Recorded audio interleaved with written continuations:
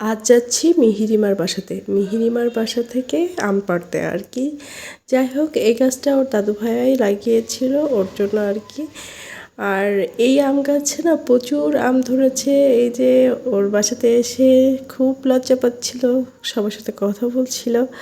আর এখানে দেখো অনেক সুন্দর আম হয়েছে। এই আমটা না কি আম আমি জানি না, জানতে পারলে বলো তোমরা যারা চিনতে পারবে কি আম এটা। কিন্তু আমি আসলে এই আমটার সঠিক নাম জানি না।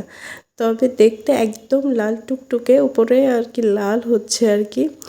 আর এর ভিতরটাও খুব সুন্দর, আর খেতে না ভীষণ মজা, মানে কাঁচা অবস্থাতেই এটা ভীষণ মিষ্টি।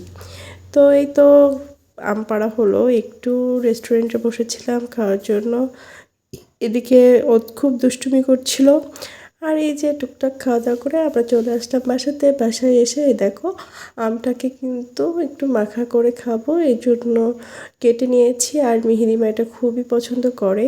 এই যে সে নিজে নিজে আমার কাছ থেকে নিয়েই ভিডিও করা শুরু করেছে। যাই হোক, এটা খেয়ে মাখিয়ে দিলাম, ওকেও দিয়েছি, আমরাও খেয়েছি। আর এটা খেতে ভীষণ মিষ্টি, এটাতে কোনো চিনি কিছুই প্রয়োজন হয়নি, ভীষণ মজা।